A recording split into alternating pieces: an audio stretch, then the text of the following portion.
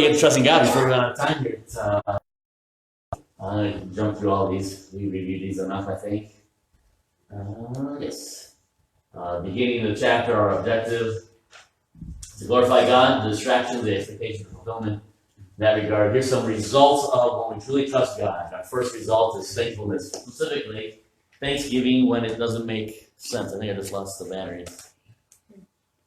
Thanksgiving, giving thanks is not easy when your battery dies. Giving thanks is not a normal response to trials. Thankfulness is not natural. Being dependent, which is the means of being thankful, is not natural. Having joy, which is often a byproduct of being thankful, is not natural. And I had to choose to trust God in order to truly be thankful. We looked last time, which was quite a, was that just last week? I think we did do this last week, right? In regards to worship. No, last week was Thanksgiving. Oh, that's right. A couple weeks ago. Worship, being able to worship our God as Job did, am I going? Again, is not a natural thing. And to respond as Job did is honestly phenomenal. When we're going through trials, to be able to trust our God to the point that, as he did, he fell on his face and worshiped God. That is a challenge, I think, for all of us to live out. We know the story of Job. We know the scenario, but the actions that he did, his words, now his own standing, naked I came, naked I will go. This is all about me. This is certainly in Job's testimony, this is all about his God. And obviously, worshiping, instead of getting angry with God, he falls before God. Tonight, now you get this to work, in all your humility, it's a familiar verse there in 1 Peter chapter 5, verse 5. Verse 5 kind of concludes what the first four verses we're discussing in regards to submission, but look what it says here in verse 5, 1 Peter 5. Likewise, ye younger, submit yourselves unto the elder, yea, all of you be subject one to another, and be clothed with humility. For God resists the proud, and giveth grace to the humble. Humble yourselves, therefore, under the mighty hand of God, that he may exalt you in due time. Casting all your care upon him, for he careth for you. We look at those verses, again, very familiar verses. Kind of a byproduct, a result, a benefit, we could even say, if we can say it that way, of truly trusting our God is humility. It's almost a circular reasoning here. I have to be humble to trust my God, but as a result of trusting my God, it aids in my humility. And it's just a circular event there. A couple of illustrations is to start us off. Samuel Morse, I don't know too much about him other than the telegraph, Morse code. He was asked once if he ever found himself in a situation in which he didn't know what to do. His response, and this is a quote, I don't know who wrote it down, but this is a quote from him. More than once, and whenever I could not see my way clearly, I knelt down and prayed to God for light and understanding. It said that as a result of his work, especially in regards to the telegraph, he received numerous awards and great notoriety. And his response then, and again, a quote, in quotations, again, I don't know who wrote this down, but we have it for us today. I have made a valuable application of electricity, not because I was superior to other men, but solely because God, who meant it for mankind, someone, and he was pleased to reveal it to me. But what a great attitude that it was. Stuart Blackie was a Christian professor at the University of Edinburgh. Not a Christian university, but a Christian professor there. And the day in particular, the class was spent listening to students presenting oral readings. One student got up and was holding his book in his left hand. Apparently, reading orally required a book in the right hand, apparently. And I know that certainly before our current day of everybody's a winner and we got to feel about everybody else's emotions, I know there's a lot of emphasis on everybody's got to be right-handed. And I'm guessing that may have been part of it. But anyway, the protocol was to do an oral reading. You are to hold the book in your right hand. So the student got up and he was holding the book in his left hand. And the professor, Stuart Blackie, kind of hollered at him and said, "Get that book in your right hand." The right hand, which ought to be the correct hand. And the student held up his right hand and revealed that he had no right hand. It was gone at the wrist. And it said that the professor was greatly moved with compassion to the point of great tears, stood up and walked over to the student and apologized for being inconsiderate, but as well as being ignorant of his need. Many years later, a church meeting, someone had heard this event and was given an illustration of confession of, and they used this circumstance as I am tonight, and said, "Hey, they closed out the service. From my understanding, a very large gathering of believers. And after the service, the speaker was approached by now a mid 20, 30-year-old man, and he walked up to him and held up his right hand, and he said, "The rest of the story that you didn't say is that because of that professor's humility, it sparked a conversation and a relationship between the two of them. And it wasn't long before that professor, that Christian professor, led that student to the Lord. And he was now a part of this gathering of believers and was able to say, I'm here today because ultimately I have no right hand." And a professor yelled at me for holding the book in the wrong hand. And his response to my doing things wrong changed his life for eternity. And boy, what a challenge to consider how often our response could truly have an impact on the lives of others, like this man, Stuart Blackie. But several things I want to look at very quickly here in 1 Peter chapter 5. The end of verse 5, I want to look at the appearance of humility, and it mentions that it's to be clothed with. Now, to be clothed with something today obviously had a little bit different connotation than it did back then. First century and even before that time frame, especially in Jewish culture, but I think pretty much in the known world at that time. You dressed based on kind of your assigned role in society, if I can say it that way. How you dressed was a definition of your status in society. Still to a point, kind of plays out still today, but it's still very different, I believe, than what it was there. Not a lot of colors as we have today. Funny, I got up for breakfast this morning and I told my wife, you must have beat me up last night while I was sleeping." "What?" I said, "Well, I'm black and blue all over." Yeah, that's pretty much the same response I got this morning at breakfast. Still wasn't funny, I guess, at night. But anyway, they didn't have colors like we have color today. But there was differences on how you dressed, and how you dressed was really ultimately a definition of who you were, which doesn't come into play as much anymore today. But when he says to be clothed with humility, this isn't about a conversation. It is, sorry, the King James uses the word conversation, but it's not about words. But as the King James uses the word conversation, it is about who we are. It's about our behavior. It's about our very life. It's about our definition of who we are. So when it says we are to be clothed with humility, they would have known exactly what that meant. The disciples learned what that was. In fact, remember, as Christ stood up and grabbed the towel and began to wash their feet, there was kind of a revolt saying, this is, in essence, to simplify it, Christ, this is not who you are.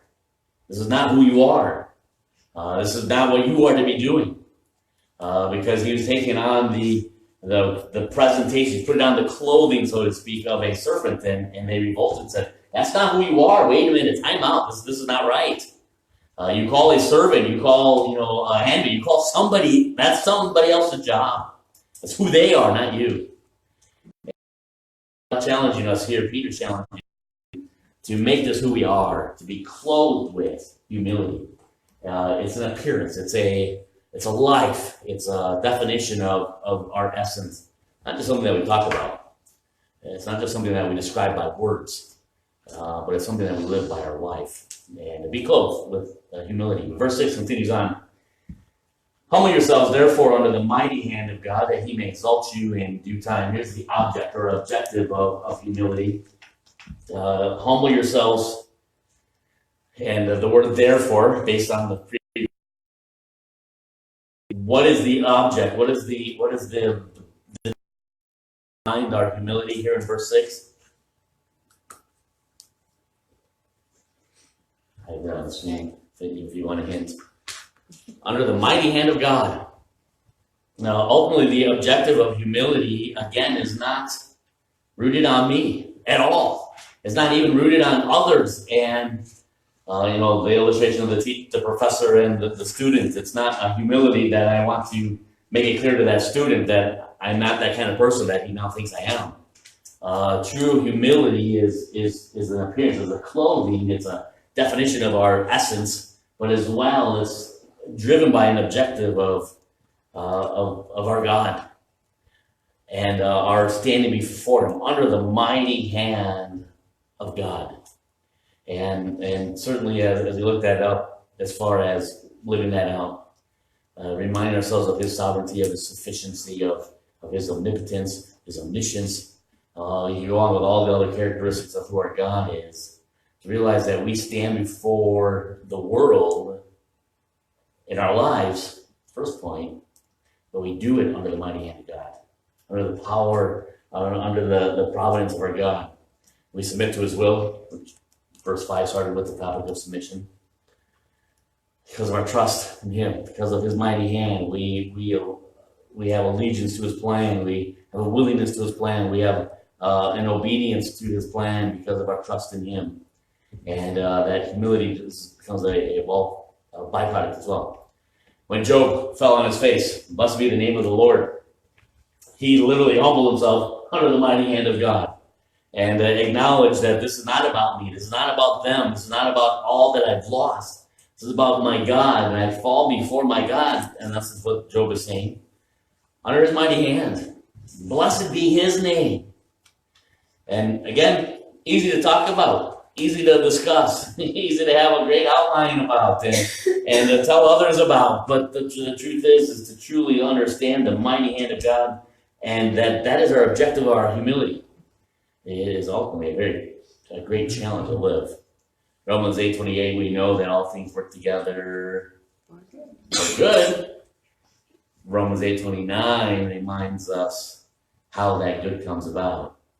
As we are challenged and changed, and many times the fire literally held to our feet, so that His image is made complete in us. And what a challenge under the mighty hand of God. To just say, well, I guess, obviously we have to be humble. The Bible says we ought to be humble. The pastor now is telling we got to be humble. So I guess I just better be humble. Number one, that's not having the appearance of humility. That's not clothing ourselves with humility. Because not becoming who we are, it's just becoming what I think I have to be. But as well it's missing the objective. The objective is but the mighty hand of God. The objective is anything else but our God. We're missing the point of humility. We can say that in so many areas of even our own walk. Even the first 4.5 verses of the chapter. It's not about obedience to the speed limit sign. It's about what? Mighty hand of God. It's not about how we react with the boss at work. What is it about? The mighty hand of God. It's not about how we relate to the ladies' relationship with your husband or husband's relationship with your wives. What is it all about? The very essence of our God. The essence, the objective, the reasoning for humility. It's because of our God. That's why Job fell on his face. It's because of our God. And that's why we need to be humble today as well. It's because of our God. The fuel of humility. Verse 7, we know verse 7, I would imagine. Well, casting all your care upon Him, for He cares for you. And I still remember Brent preaching that message and using the fishing illustration, I think, casting it out.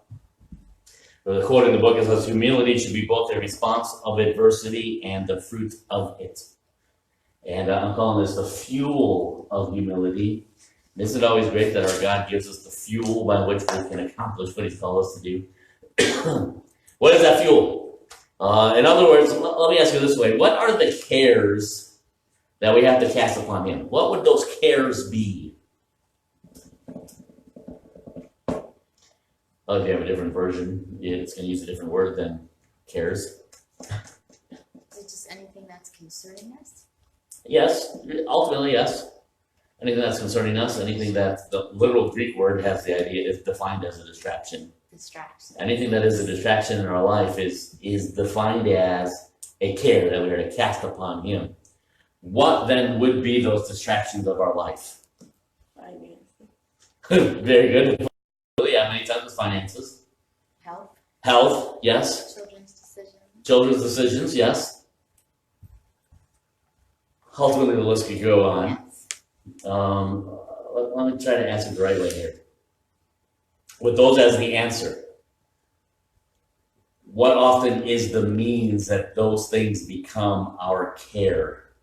I'm not trying to say, why is it that a finance has become a concern, a distraction to We're us? trying to solve it ourselves. Okay, yes, we're getting there. So, I have a problem. I have a trial. That trial specifically is, it could be finances, it could be children, it could be our health, it could be whatever it is. Lack of trust in all of them. It is a lack of trust in every single one of them. And ultimately, it's ultimately then it's the adversity, you say, the trials that are driving it, that are the means by which we have cares. If, again, they use the word care as a distraction. We're not distracted by that which is cautious, because obviously pleasant things can be a distraction from us from serving our God. But this distraction, as the Greek word has, it's not talking about pleasant things. It's talking about things aren't going well right now. Life is falling apart around me. It's that kind of a distraction. It's that definition of care that we are to cast upon our Lord. And the basis of that care is the presence of adversity. I think our book said it much better than I am right now. We have anxiety because of our adversity. Which of the two are we supposed to cast on our God?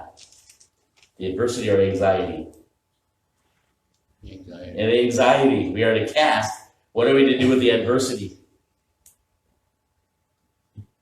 Not cast. We're just allow God to use what He's going to do with it. Again, Romans 8:28, we know that all things work together for good. Verse 29 and verse 30 reminds us that sometimes the good requires the not so good in our lives to mold us to become more like Him. And so we have adversities in our lives that often produce anxieties in our life, or we could say cares in our life. We are to cast the care upon Him, but that leaves us with the adversity. That leaves us with the trial. What in life do we often try to do? Get rid of it. We cast the adversity on our Lord, and we hold on to the anxiety. We do it completely backwards. As a result of trials in our life, whatever it might be, the finances, health, whatever it is, we have our response, which is a lack of trust. We have a lack of trust, which responds in anxiety, which responds in distraction, which responds in sleepless nights, which responds in you name it. There's a whole host of physical ailments that come as a result of that. But our adversities, because of our lack of trust, produces these anxieties in our life, and we ought to be casting on Him. We hold on to those, and what we want to give Him is the problem. You take the problem, let me worry about the rest. God says, no, I'm using the problem to mold you. I'm using that adversity to work in you who I am. I'm giving you this trial so that I can purify you as through the fire.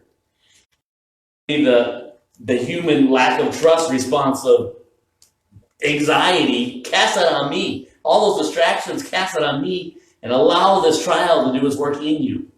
Paul said it, again, much better than I could, 2 Corinthians 12:7. He said that lest I should be exalted. Remember he saw this vision? Well, we assume it's Paul. He kind of uses a third person there, but someone had a vision of things ahead. And then we come to verse 7. And lest I should, now he gets personal, lest I should be exalted above measure through the abundance of the revelation. To be what? Thorn in the flesh. In adversity. the messenger of Satan to buffet me, lest I should be exalted above measure. But what did Paul then begin to realize? I tried to ask the Lord to take this away from me, and he didn't. Sometimes he doesn't do that for us. We keep the adversity. We just have to learn how to manage it. How am I going to respond? And Paul says, hey, when I responded correctly, I learned that God's grace is sufficient. Always sufficient. Trial came. I prayed that God would take away the trial. But I had to learn that in the midst of the trial, I had to have a response that was correct, giving him the distraction so that I could glean the benefit of grace in my life. Ultimately, then, the fuel of humility. God uses trials in our life to fuel for us, to remind us, to kind of drive us to the reality of humility and how I need to be changing, how I need to allow him to work in my life. It's easy. This is the easy thing to say. I don't deserve this. Why is this happening to me? Or even we'll say a longer version, why does it seem to always happen to me? This is not a good time for this. I don't have time for this. Or I just need a break. I need a break from this. I need to get away. Leave me alone. Sometimes it's our response. Just leave me alone.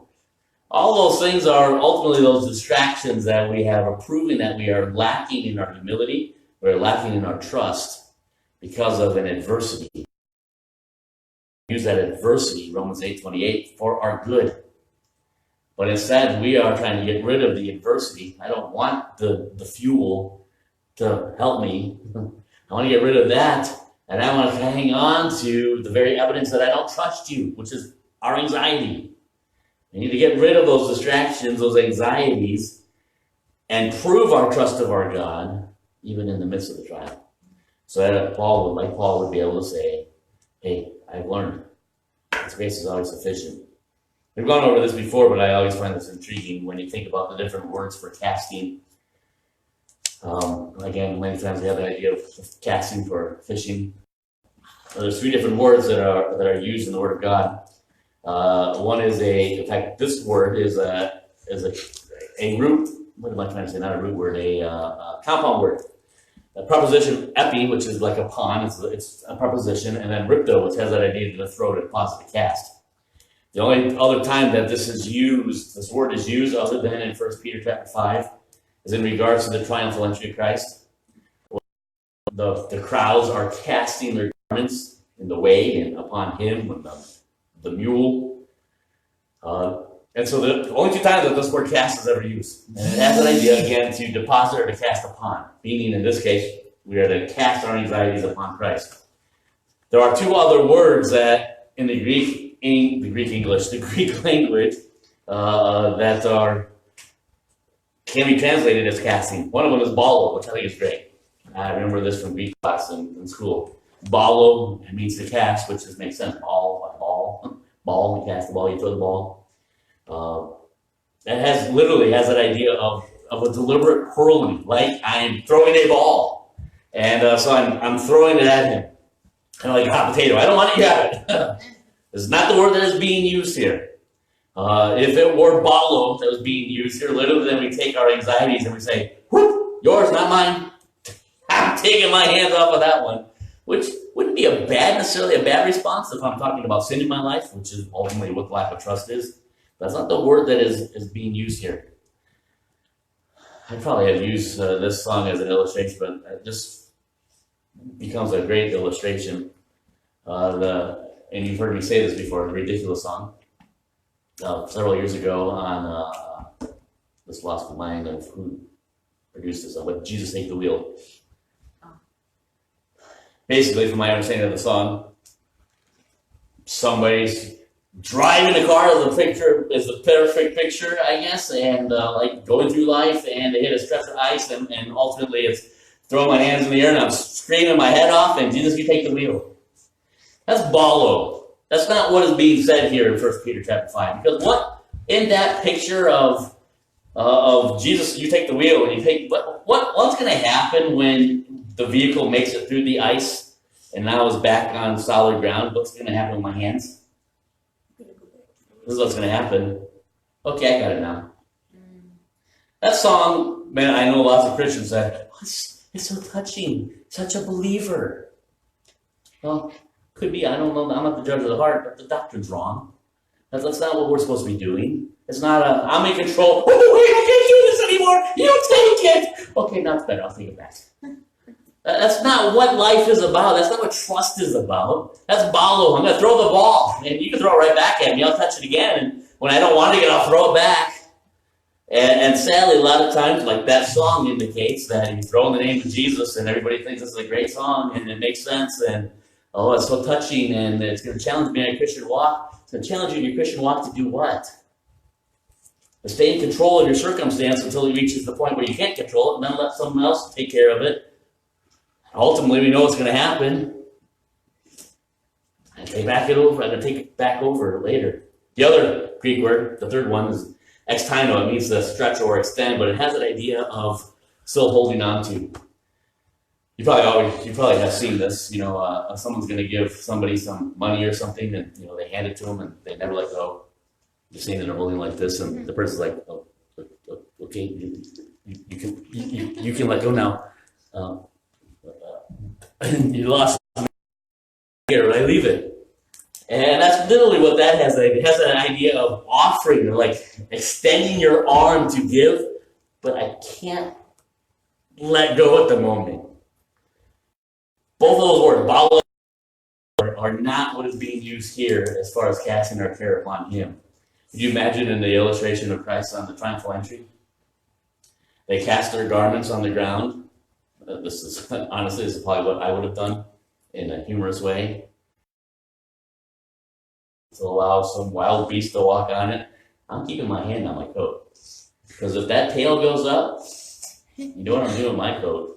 Whoop!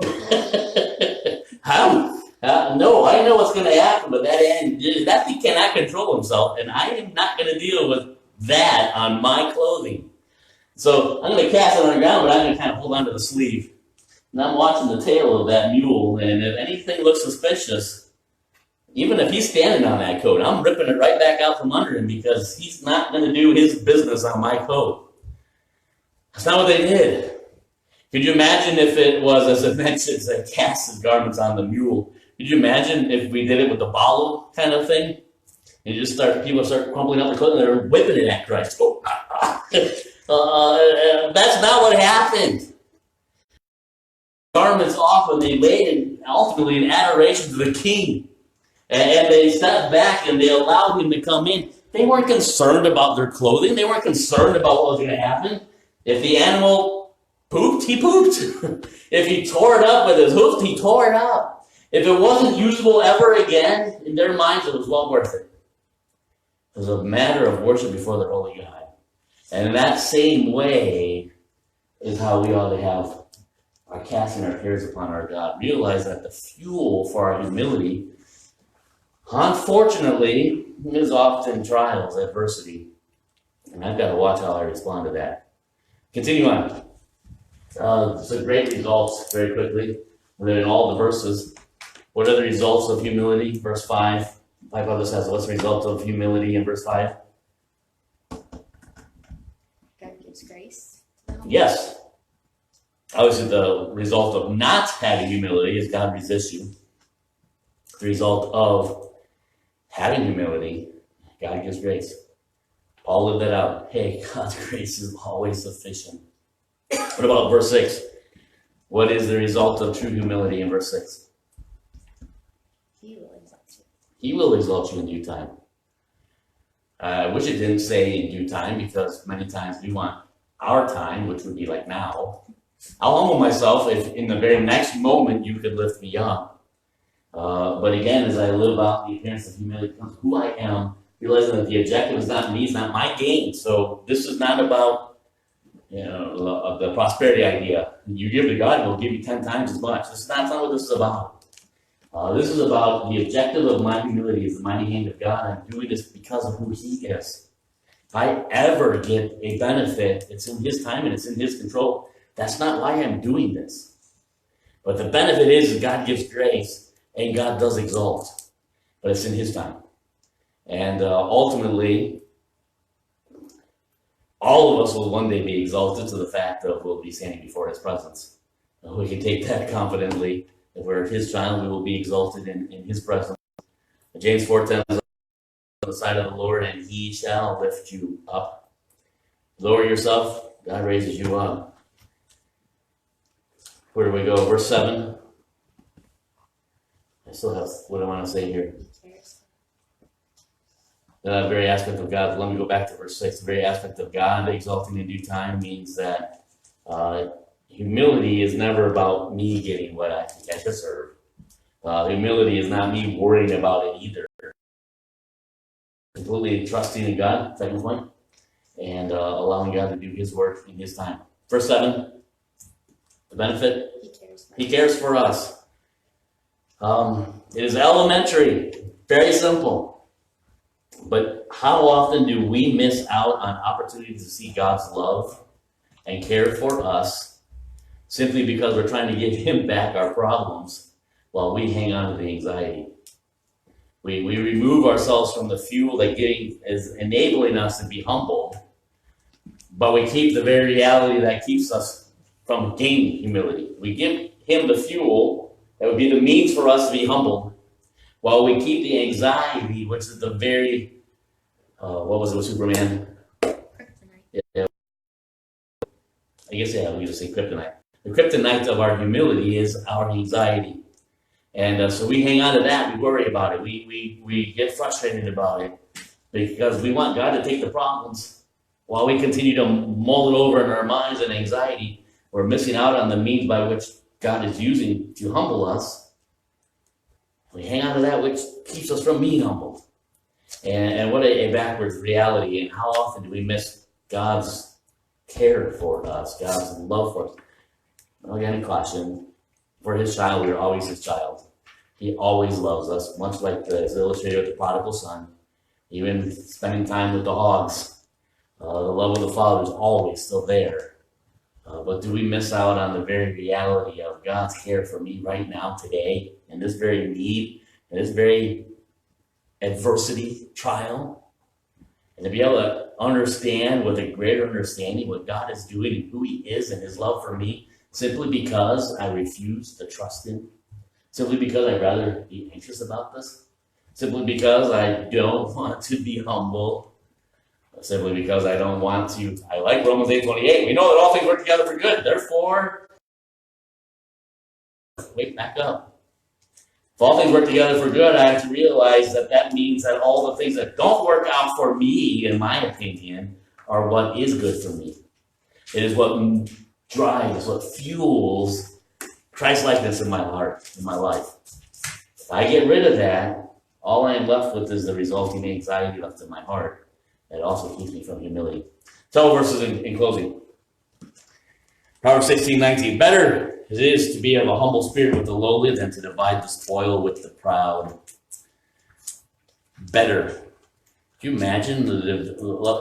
Let's consider this. If something's better than another, that means that one is of more value than the other, correct? The one that is of lower value is dividing the spoil, dividing the gain. There's something better than that, is being of a humble spirit. Proverbs 22:4, by humility and the fear of the Lord are riches and honor and life. Proverbs 29:23, a man's pride shall bring him low, but honor shall uphold the humble in spirit. Isaiah 57:15, for thus saith the high and lofty one that inhabiteth eternity, whose name is holy. I dwell in the high and holy place, with whom also that is of a contrite and humble spirit, to revive the spirit of the humble and to revive the heart of the contrite ones. Matthew 18:4, whosoever therefore shall humble himself as this little child, the same is what? The greatest in the kingdom. Luke 18:14, for everyone that exalteth himself shall be abased, and he that humbleth himself shall be exalted. Thankful heart, a worshiping heart, but as well a humble heart. 3 results of truly trusting our God. I can't have pride if I am still trusting my God. And it is amazing that God always uses trials to remind us of our pride. Case in point, I hate to even say this while Facebook is still running and my mic is still live. last night on the way to Peoria for Becca's driver's ed last night. Becca's driving, I'm in the passenger seat, driving down 40, and my eagle eyes, I might say that just to be funny, I'm not trying to be proud here. My eagle eyes spot grain bins up ahead. It's kind of not this dark, obviously. It's like, what time do we leave? 4:30ish, so it's probably like 5 o'clock where we were on 40, just south of Tanner's. As the sun is setting, I see ahead of me a grain bin that has the glow of like a fire, which, you know, I'm a firefighter. I know that that's a bad thing. You don't want fire in a grain bin. That's just not that's bad. So as I'm watching that, as Becca's driving, they're on 40, I see this poof of this flame comes out of it. And just as we were about to go past it, so we missed pulling into the kind of the farmyard. So Becca immediately is very eager. Should we stop? I'll miss my class. I'll miss the class. We don't have to go to class. I'll turn around. And I'm like, sure, go ahead, turn around. Probably one of the first times she's done a turnaround, and so that was a great experience as well. Pull into the farmyard. There's no house there. It's just a machine shed and some grain bins. And I go running, jumped out of the van, ran back. Naturally, it's the farthest grain bin. And sure enough, there's this flame. You know, you got the big brown grain bin. You got the little tube that comes out the back. And usually there's like a vent fan. In this vent fan, there's flames. And I can see past the flames and see that the grain inside the bin is not on fire, but there's flames. And every once in a while, I call it like it burps. It would burp and just kind of go whoop, a flame out. And I thought, this isn't good. This is not normal. I'm a fireman, and this is not normal. So I called 911. Peoria County picks up. You know the first words out of my mouth? Yeah, this is Art. I'm with the Toulon Fire Department. The grain bin is not on fire, but I'm at a grain bin on 40, and I give the exact directions, and I say, the vent fan seems to have a bearing failure. It's making this horrid noise. The noise was unbelievably just like fingernails on a chalkboard noise, and there's flames coming out. And this doesn't seem right to me. Naturally, I start off, this is Art, Toulon Fire Department. Peoria County could care less who Art is or that I'm on a Toulon Fire Department, but the first words out of my mouth. I'm sorry, sir, that's not Peoria County, I think that's Stark County. I'll transfer you. So then Stark County right over here picks up. Well, I'm now wise. In fact, I'm not going to say it was Art from Toulon because they know who I am, so I'm going to be anonymous now because I'm thinking already, what if?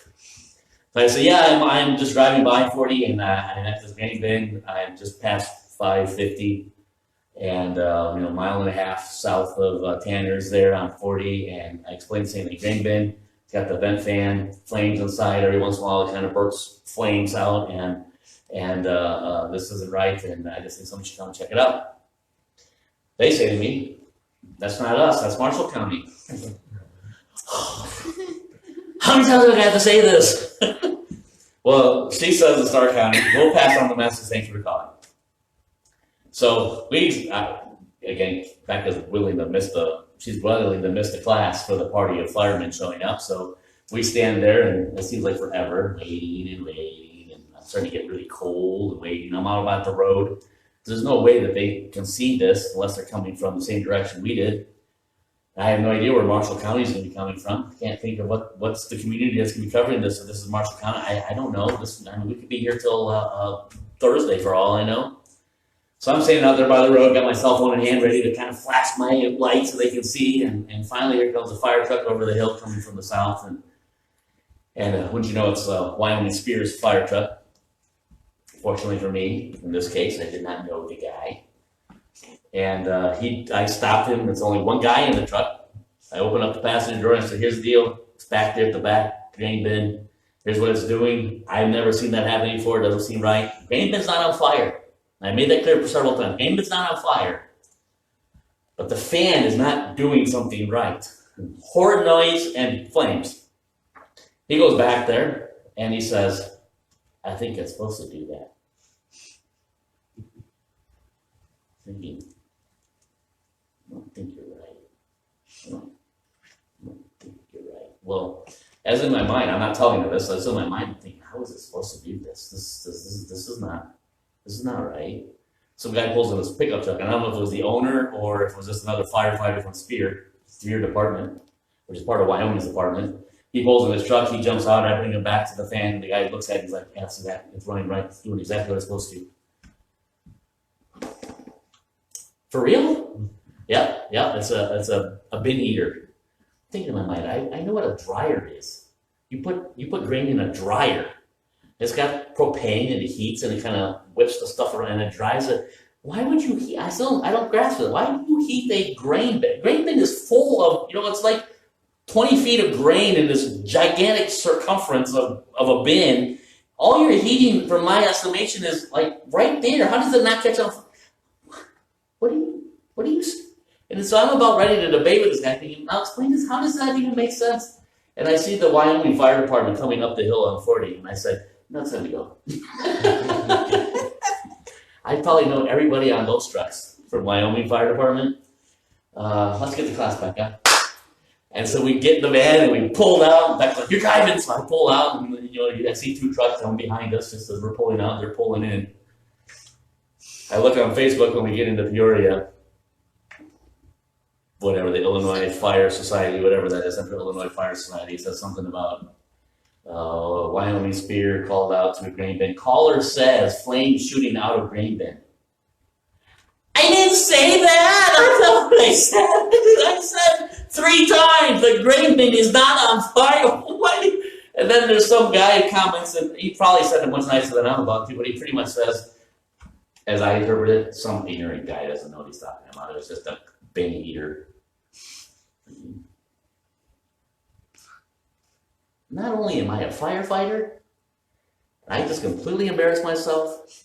I work for an insurance company that focuses on farms, focus on farm equipment. And so I remember the rest of the night just thinking, why did I do that? Why didn't we just drive? Why did we stop? Why did I call? Why did I call the 2 different 911 operators? Isn't it amazing that our God always puts something like that, and that's in a humorous way, but he puts things in our life just to remind us, yeah, you're not as humble as you think you are. Yes. So we're making a quick exit before the guys I know, if the Wyoming Fire Department gets here and they see that it was me that called this, I will never live this down. We are out of here. Our God will always bring something in our life in the form of whatever form of adversity, which could be the fuel for our humility to remind us, I'm still working on you. I'm still working in you. And I want you to be more like me. And it's always the adversity that does that. If we try to get rid of the adversity, we miss that. If we only hang on to the anxiety, we keep ourselves from that. We've got to allow God to use the trial to mold us while we cast him the wrong responses, the distractions, so that we can truly live out trusting our God. Any thoughts, comments for the rest of my story, just to give me, to help my pride? First thing I did this morning at work, went to Ben Leeser. Ben, have you ever heard of a bin heater? He's like, what are you smoking? Exactly.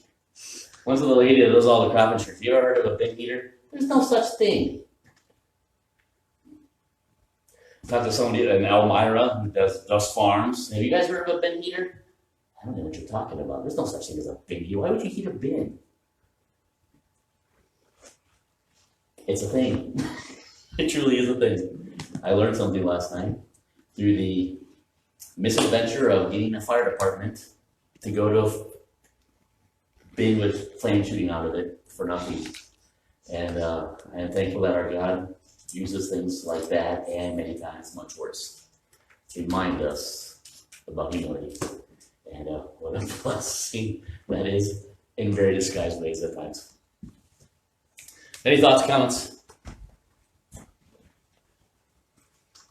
was just having a conversation at work with a lady who's been through a lot, and she's talking about how she was replacing the negative thoughts with the things that God had done. And Yes. she was like, what, let God. Say the bad things, say, let God. Yes. And I said, you've seen that so well, because so often I'm saying, but God. Yeah. Yes. And it Yes. just seems like a continuation of our conversation. Yes. very true. Again, I know we said this last time, a couple weeks ago with Job, but we know the story, we know the life of Job, but boy, a guy that could go through all that he did and say, blessed be the name of our God. How does one live that out? How does one do that? We don't learn how to truly trust our God and realize that it is in those times that our trust is truly molded and strengthened. And a lot of times I wish in our minds we say, I got to have the easy times because that's what helps me trust God. God says, a little contrary, let me give you that next thorn in the flesh. And so you can learn how to trust me even more. And it becomes a life of ours. And it should become a appearance of ours as we learn to be clothed with humility. It becomes who we are. And it's what we talk about, but it's who we are. Any other thoughts, comments? If not, let's pray. Lord, we thank you again for your word. I thank you for the challenge from familiar verses there in 1 Peter. And I pray that we be able to learn how to live them out. And certainly Romans 8:28 is a great verse to live and to claim as a promise that all things work together for good for us. I pray that you remind us that that good always is accompanied by that adversity. It's always accompanied by trials. It's always accompanied by a testing. And I pray that you remind us that in those times that it's not ours to try to give that back to you. Give back those distractions that keep us from gaining in those adversities. And we thank you for what you are doing. Thank you that we can learn like Paul that your grace is always and will always be sufficient. And we thank you for that tremendous truth. And I pray that you be with us as we go our separate ways and continue to use us as you see fit.